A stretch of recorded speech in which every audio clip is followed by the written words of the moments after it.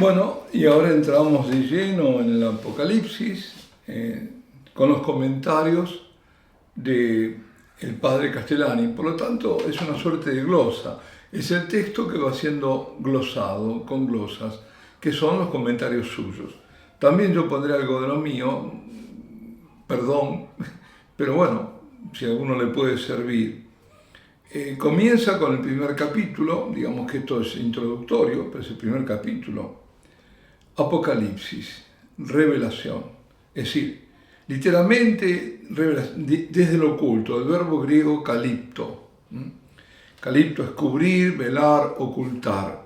Y la preposición apo, apocalipto, que no se puede traducir en el... Es como si dijéramos en castellano. En realidad sería la develar, lo que está oculto se lo devela, se le quita el velo. Encabezamiento, el primer versículo, primero el segundo versículo del primer capítulo. Sí, 1, 2. Revelación de Jesucristo que se la dio Dios poderoso a mostrar a los siervos suyos las cosas que se deben hacer pronto, y las significó mandando el ángel suyo a su siervo Juan, el que testimonió el verbo de Dios y el testimonio de Jesús, el Cristo, cosas que él mismo ha visto. Vemos aquí, evidentemente, que es su traducción, porque él lo tradujo directamente del griego.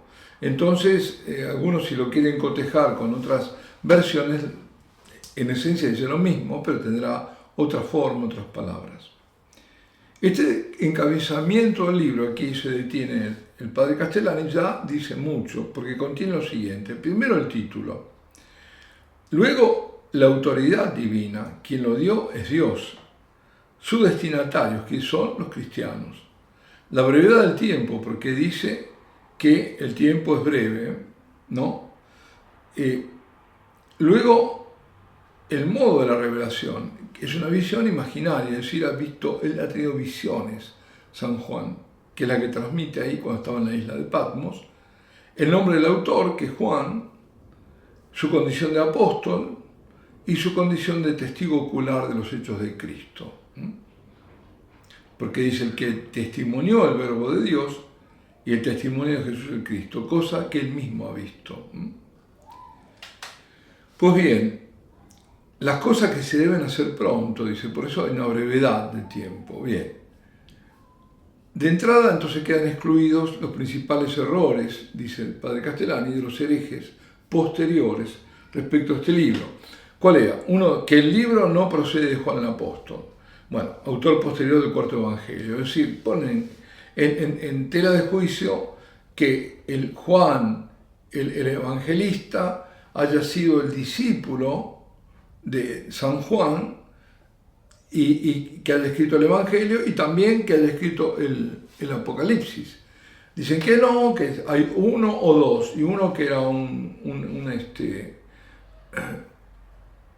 sacerdote, todas estas historias, como que no ha sido el mismo Juan. Pero aquí ya lo está diciendo que sí, que es el mismo. Ellos dicen que un Juan cualquiera, desconocido, incluso el heresiarca Querintos, como dice Voltaire, nada menos que Voltaire, gran enemigo de la Iglesia de Cristo, que la parucía o segunda venida no ha de verificarse dentro de miles o millones de años, como sostiene el descreimiento y la tibieza contemporánea. Dice, no, vendrá, pero vaya a saber cuándo.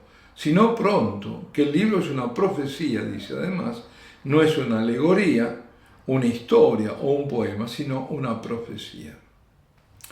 Luego, el tercer versículo del primer capítulo, 1:13, dice, dichoso el que lee y oye la palabra de esta profecía y guarda lo que en ella está escrito, pues el tiempo está cerca. De nuevo, el tiempo está cerca. Es decir, reiteración del carácter profético del libro y de la cercanía de su cumplimiento. La noción de que se trataría de un tiempo indeterminado, que puede ser tan largo como el corrido de la creación del mundo acá o más, como dice Aló, está netamente excluida. Hay un tiempo, y un tiempo que no es millones de años. Luego dicen el 1, 4. Juan a las 7 iglesias que están en Asia. Ahí va el destinatario. Son las 7 iglesias de Asia, Asia Menor.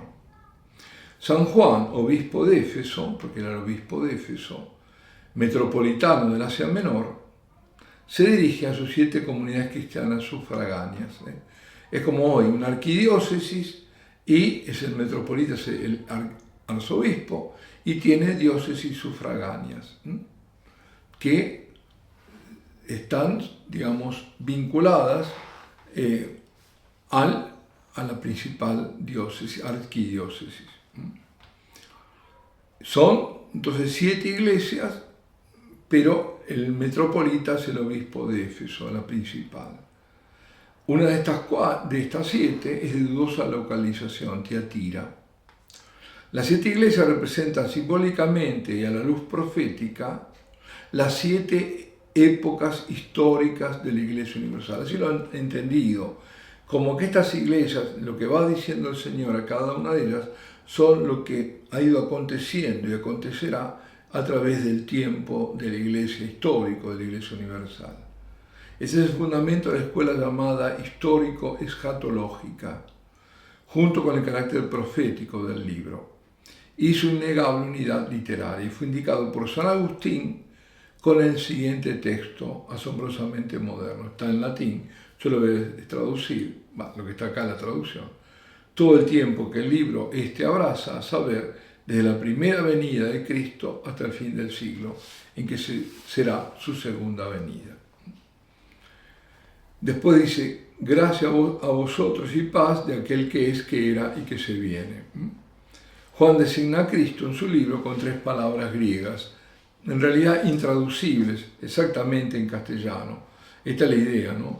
El que era, el que es y el que vendrá, se suele decir. Designan su divinidad, en la preexistencia, su humanidad y su futura venida. Era, fue siempre, porque es Dios, no tiene principio, es además ahora, y luego, si se quiere, el que era, el que fue el Jesús que vivió en determinado tiempo, Él es, que es el ser de Dios siempre, y el que vendrá. Un verbo y 2 participios activos sustantivados. Bueno, acá lo da. Ergómenos es el que vendrá, dice o on, o en kai, o ergómenos. Así está en griego. Que en inglés la lengua dice más hermosa y más bárbara que existe, pueden trasladarse o traducirse así: the being, the was, and the coming one. The coming one. El ser, el que fue y el que está viniendo. Y en castellano, bárbaramente, el siendo, el era y viniéndose. Luego dice, el texto sagrado, y de los 7 espíritus que están en la faz de su trono, y de Jesucristo, que es el testigo fiel, primogénito entre los muertos, príncipe de los reyes de la tierra, que nos amó, que nos soltó de nuestros pecados en su sangre, y que nos hizo un reino, y sacerdotes de Dios su Padre, a Él la gloria, el imperio, por siglos de los siglos. Amén. La declinación de los títulos de Cristo, Mesías, separado de Cristo, misterioso, escatológico, por la figura llamada endiadis. Endiadis es disyunción, es decir, ponen dos nombres, pero en esos 2 nombres está encerrado una frase. De continuo uso en el Apocalipsis, en toda la literatura oriental e incluso en Virgilio. Luego dice, he aquí que viene sobre las nubes y todo ojo ha de verlo, y los que lo traspasaron y se lamentarán sobre él. Todas las tribus de la tierra, así como está profetizado, hágase. Aquí hay cita de Daniel, de Zacarías, de Ezequiel, de Éxodo, San Mateo y San Judas. Es decir, el Apocalipsis, dice el padre Castellani, hormiguea citas y alusiones del Viejo Testamento que están engarzadas con naturalidad en el texto, de acuerdo a ese procedimiento común de los recitadores de estilo oral. Van engarzando, van tomando otras cosas, y eso además les ayuda a memorizar. Dice, no la va a indicar él porque eso está ya en las Biblias comunes. De nuevo se destaca el asunto del libro, la parusía, la locución venir sobre las nubes del cielo, la designa en Daniel. Y Cristo mismo la repitió atribuyéndosela delante de Caifás en ese injusto juicio. Verán al Hijo del Hombre venir del cielo, ¿no? Sobre una nube. Y ahí cuando se escandalizan, ¿no? Se rasgan las vestiduras. Luego dice, yo soy el alfa y el omega, dice el Señor, el Dios. Él es, Él era y el venidero, el que es, el que era y el que vendrá. El Pantocrator.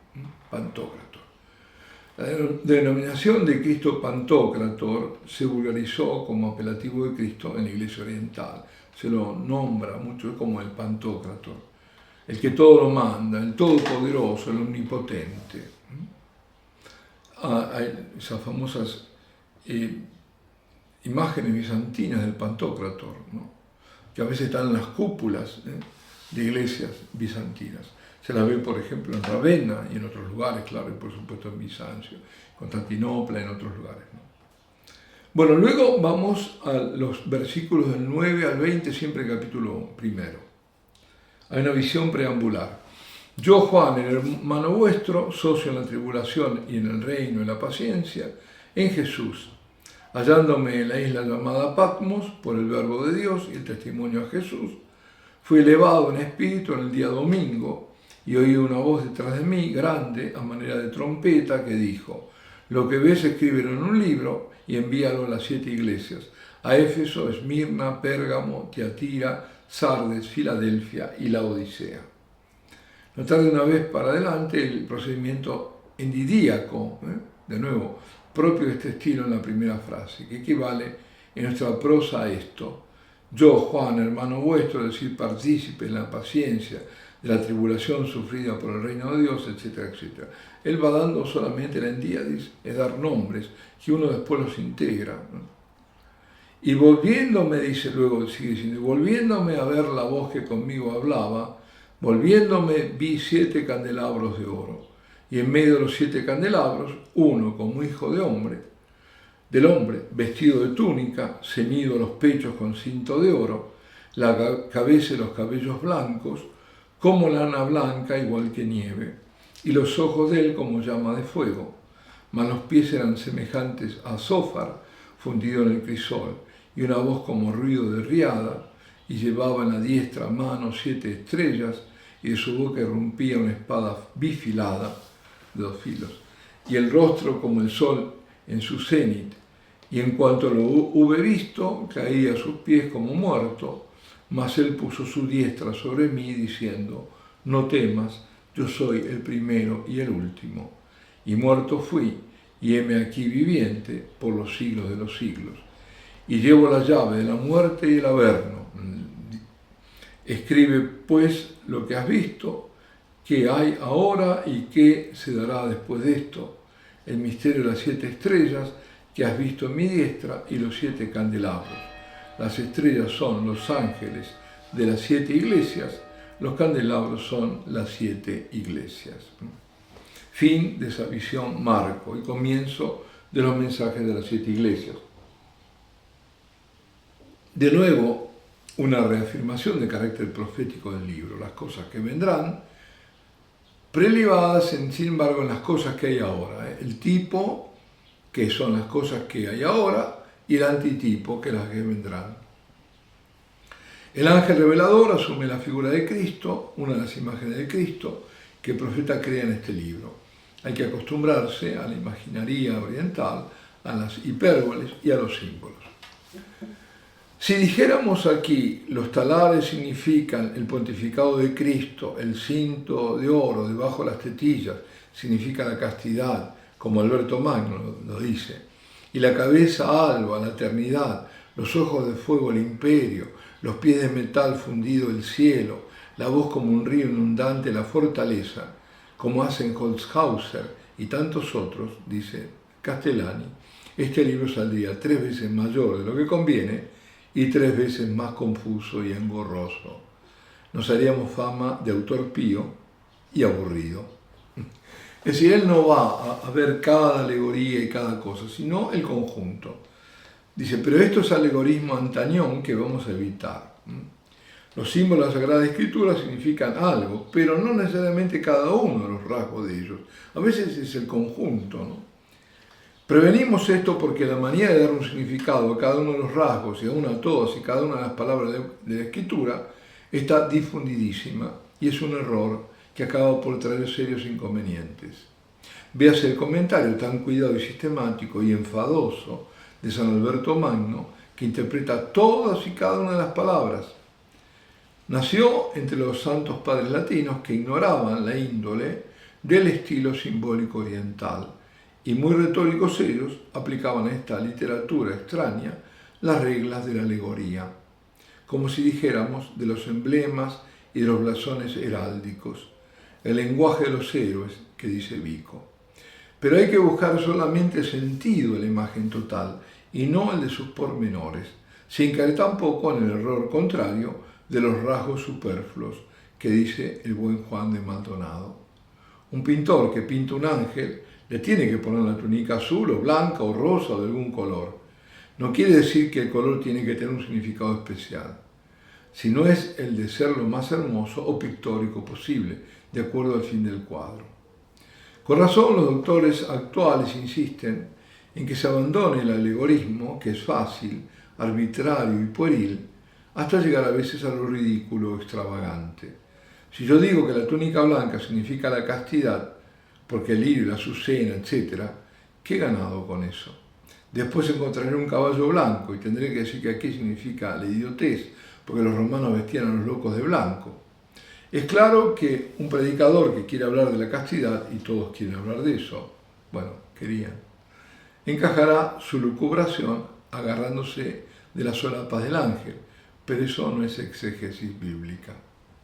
San Basilio el Grande, en el año 330, estando en un ambiente propenso al alegorismo, como su propio hermano San Gregorio de Niza, el teólogo, reacciona contra él, en el único libro de exégesis que compuso, In Hexameron, en esta forma, dice San Basilio el Grande, Magno: conozco las reglas de la alegoría, no por haberlas yo inventado, sino por haberlas topado en libros de otros.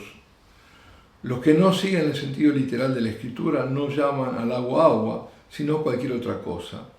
Interpretan planta o pez como se les antoja. Explican la naturaleza de los reptiles o de las fieras no de acuerdo a lo que son, sino a los que cuadran sus alegorismos, tal como los intérpretes de los sueños. Yo, en cambio, cuando veo la palabra hierba, no entiendo otra cosa sino hierba. Planta, pez, fiera, animal, doméstico. Tomo todos estos términos en sentido literal, porque no me avergüenzo del Evangelio.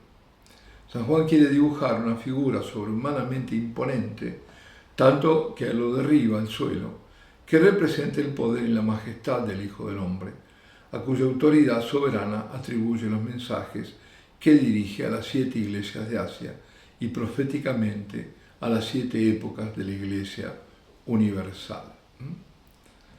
Bueno, aquí nos detenemos, ya vamos a seguir después con las 7 iglesias. Simplemente decir que, lo había dicho creo el padre Sáenz, siempre que puede el padre, y eso aconseja el padre Castellani, toma el sentido literal. Y si no, entonces en defecto el sentido alegórico, pero fundamentalmente el literal. Nos vemos en la próxima.